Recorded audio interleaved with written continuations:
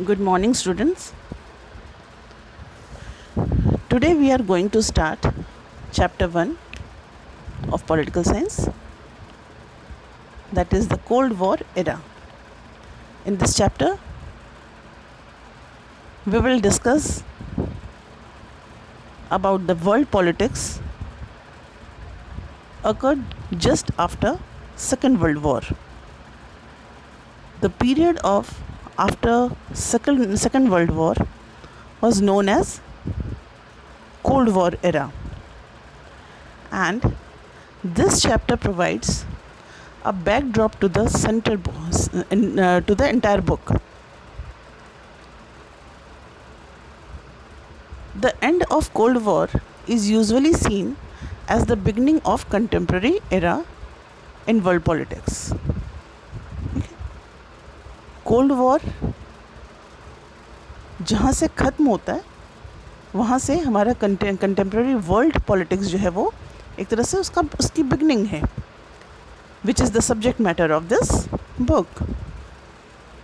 It is therefore appropriate that we begin the story with a discussion of Cold War, क्योंकि Cold War के end से ही हमारा contemporary world politics जो है स्टार्ट हो रहा है एक तरह से. तो first of all we have to discuss the story of Cold War and we have to understand the concept of Cold War. What does it actually means?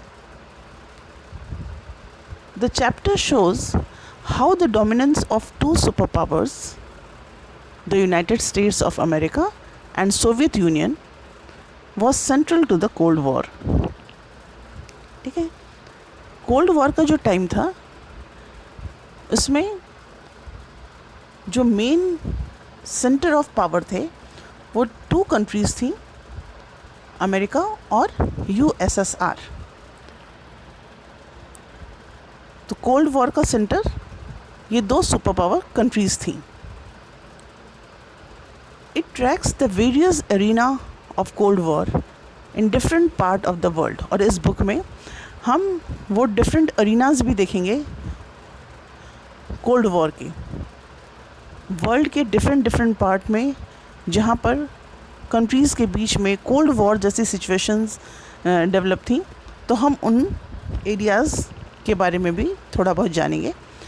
The chapter views the non align movement as a challenge to the dominance of the two superpowers and describe the attempts by the non-aligned country to establish a new international economic order as a mean of attaining economic development and political independence. Cold war era में ये to super powers के dominance के साथ साथ हम ये भी देखेंगे कि किस तरह से नॉन अलाइंड मूवमेंट इन दो कंट्री के डोमिनेंस को चैलेंज करता है. ठीक है, नॉन अलाइन मूवमेंट जो है ये सुपर पावर के चैलेंज के रूप में सामने आता है और वर्ल्ड में एक new international economic order establish करने की कोशिश करता है, जिससे कि इकोनॉमिक डेवलपमेंट और पॉलिटिकल इंडिपेंडेंस जो है वो इस्टेब्लिश हो सके. It concludes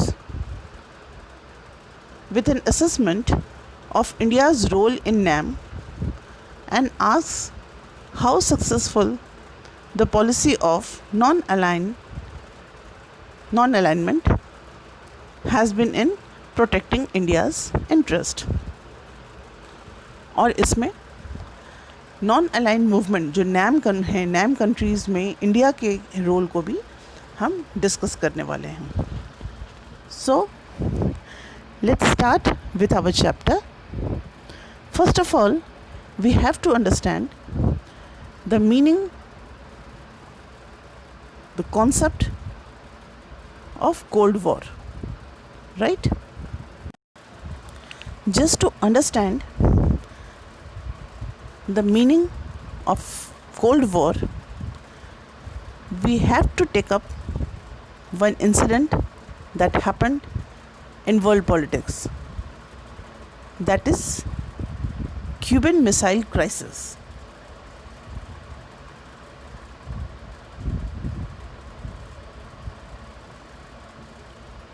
Here it is, Cuban Missile Crisis. In April 1961, the leaders of the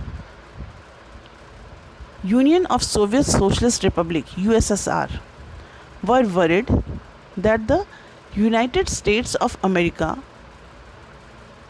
would invade communist-ruled Cuba and overthrow Fidel Castro, the president of small island nation of the coast of United States. Cuba was an ally of the Soviet Union and received both diplomatic and financial aid from it. Nikita Khrushchev, the leader of the Soviet Union, decided to convert Cuba into a Russian base. In 1962, he placed nuclear missiles in Cuba. The installation of these weapons put the US for the first time under fire from close range and nearly doubled the number of bases or cities in the American mainland which could be threatened by the USSR. So, just to understand Cuban Missile Crisis, first of all, you have to locate the area about which we are talking about. So, this is North America, and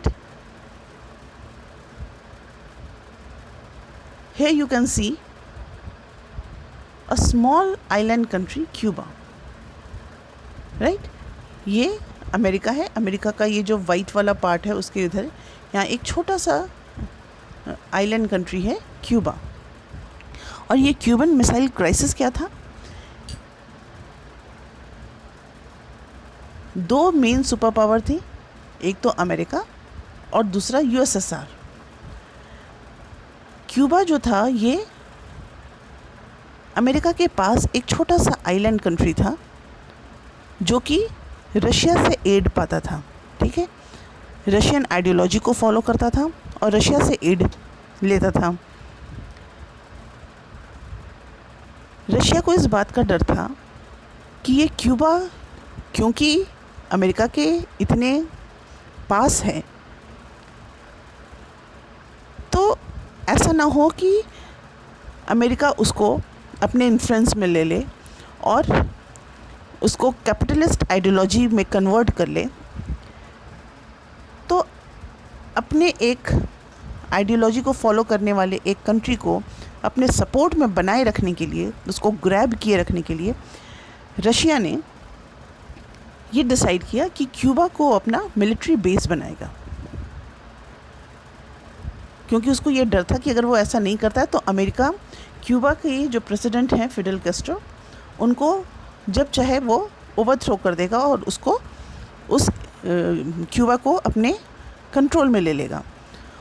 और इसलिए Nikita Khrushchev जो उस वक्त Russia के president थे, उन्होंने Cuba में अपना आर्मी बेस बनाया और वहाँ पर अपने आर्मी को उन्होंने डिप्लॉय कर दिया. और ये है 1962 में. और फर्स्ट टाइम अमेरिका जो था रशिया के इस एक्शन से थोड़ा परेशान भी हुआ. क्यों? क्योंकि अमेरिका ने क्यूबा को अपना बेस बनाया और वो अमेरिका क्यूबा में अमेरिका के इतने नज़दीक आ गया अपने वेपन्स को लेके कि अमेरिका की जो मेन सिटीज़ थी और जो उसके जो आर्मी बेस थे वो सब बिल्कुल रशिया के टारगेट एरिया में आ गए. ठीक है, और इस वजह से क्योंकि रशिया अमेरिका के एकदम मेन लैंड के पास पहुंच गया था, तो यूएसएसआर से अमेरिका को एक थ्रेट था।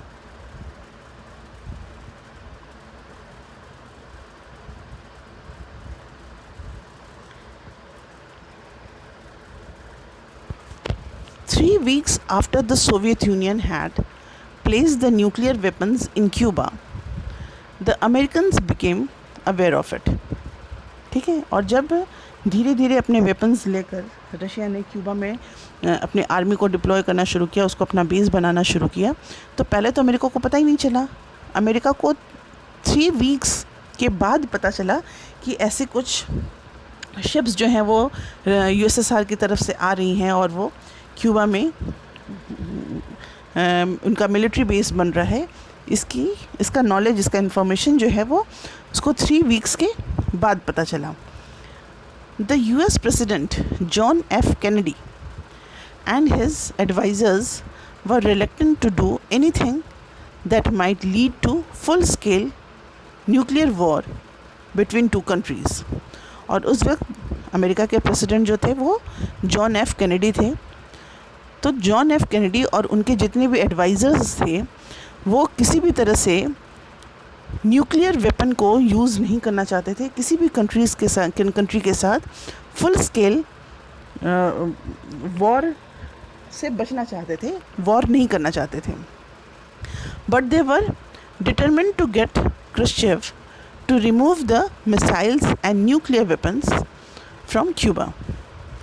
वो वॉर, किसी तरह का न्यूक्लियर वॉर तो अवॉइड कर रहे थे, वो किसी कंट्री के साथ इस तरह से वॉर में नहीं आना चाहते थे, लेकिन साथ ही साथ वो क्रुश्चेव को ये बताने के लिए भी बड़े वो दृढ़ संकल्प थे कि आपको यहाँ से मिसाइल अपने हटाने होंगे। ठीक है, तो वो कहीं ना कहीं क्रुश्चेव को मजबूर करने के लिए भी डिटरमिन्ड थे कि उनको क्रुश्चेव को अपने मिसाइल्स जो हैं वो क्यूबा से हटाने होंगे, न्यूक्लियर वेपन्स हटाने होंगे। Kennedy ordered American warships to intercept any Soviet ship heading to Cuba as a way of warning the USSR of his seriousness. और क्योंकि वो क्रुश्चेव को रोकना चाहते थे, रशिया को रोकना, यूएसएसआर को रोकना चाहते थे, इसलिए उन्होंने अपने जो वॉरशिप्स हैं उनको उन्होंने ऑर्डर किया कि अगर कोई भी यूएसएसआर का कोई भी शिप क्यूबा की तरफ आता है तो उसको बीच ओशन में ही उसको रोक दिया जाए और उसको सीरियसनेस जो है, मतलब एक तरह से यूएसएसआर को वार्निंग देने के लिए, जो ये सीरियस वार्निंग था वो देने के लिए जॉन एफ कैनेडी जो थे वो डिटरमिन्ड थे। A clash seemed imminent in what came to be known as the Cuban Missile Crisis। और एक समय ऐसा हो गया कि जब ये लगा कि अब अमेरिका और यूएसएसआर के बीच बिल्कुल जो है वो लड़ाई अब हो जाएगी। क्लैश जो था वो बिल्कुल इमिनेंट था, साफ साफ दिख रहा था कि अब ये फिर से लगता है रशिया और अमेरिका के बीच में न्यूक्लियर वॉर हो जाएगा। The prospect of this clash made the whole world nervous. और क्योंकि भी सेकेंड वर्ल्ड वॉर में तुरंत लोगों ने जापान का बहुत बुरा कंडीशन देखा था, इसलिए वर्ल्ड जो था वो नर्वस था।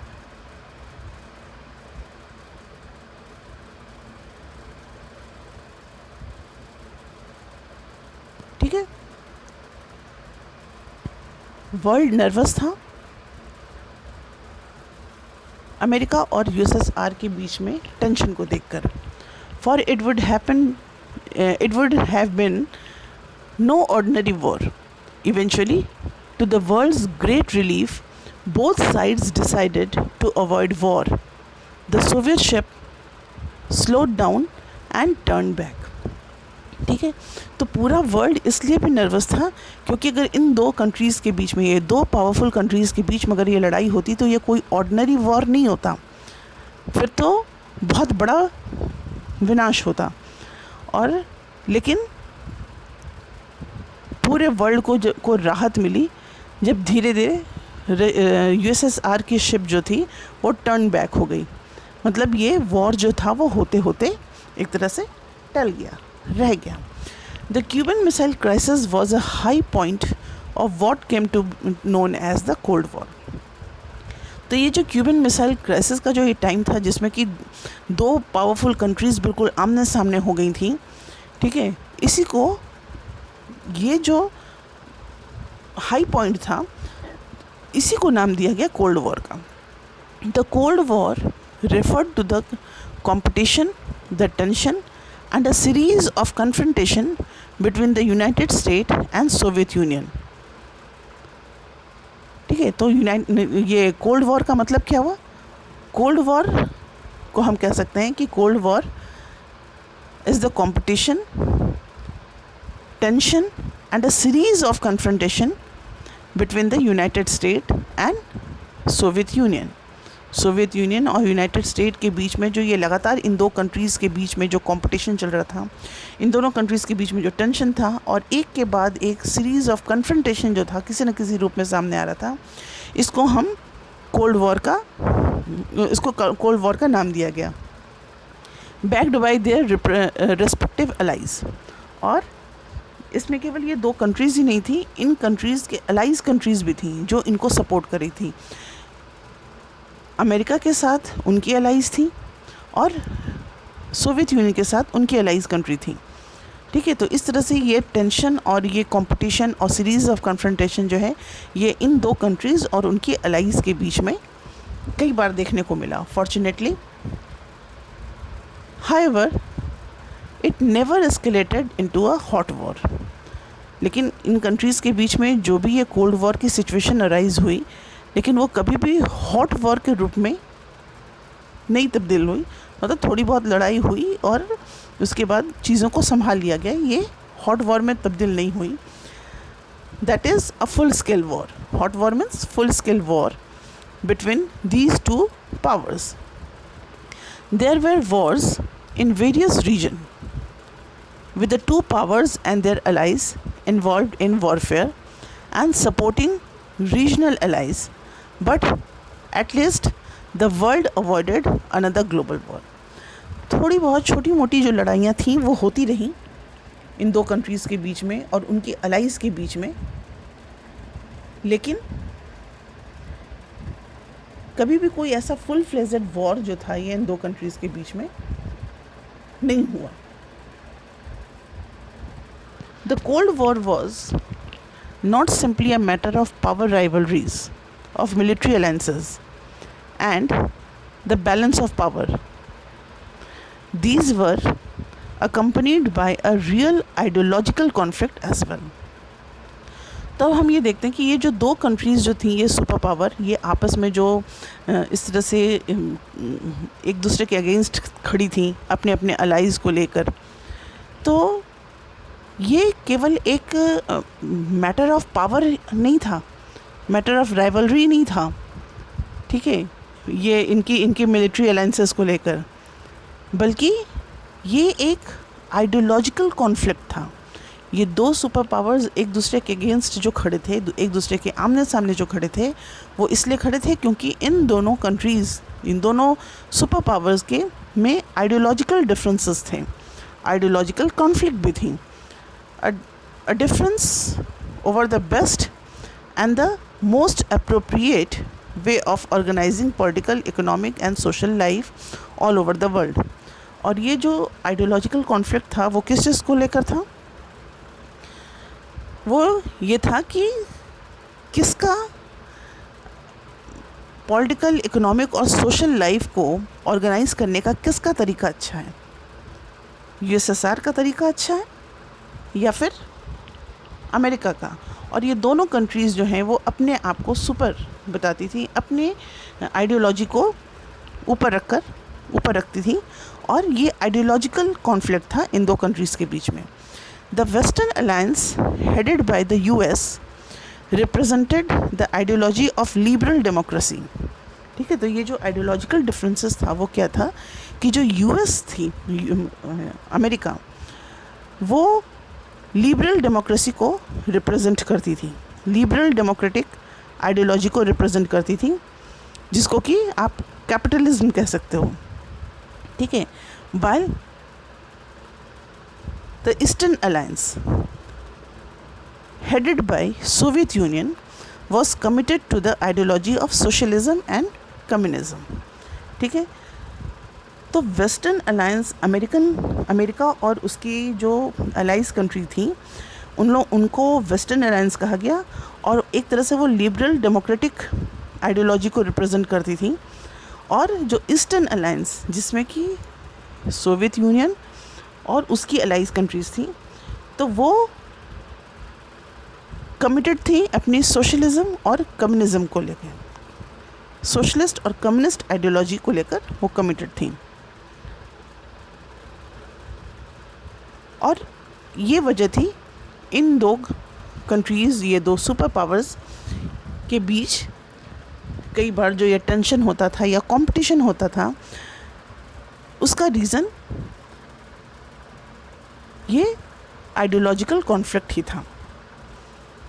So we have seen Cuban missile crisis, और उससे हमने ये समझने की कोशिश की कि कोल्ड वॉर एक्चुअली है क्या, ठीक है। तो कोल्ड वॉर हमने क्या देखा? कोल्ड वॉर हमने देखा कि ये दो सुपर पावर्स और उनकी अलाइज के बीच में एक तरह का कंपटीशन, टेंशन और सीरीज़ ऑफ कन्फ्रंटेशन था, जिसके थ्रू ये दो कंट्रीज़ बार बार आपस में टकराती थी।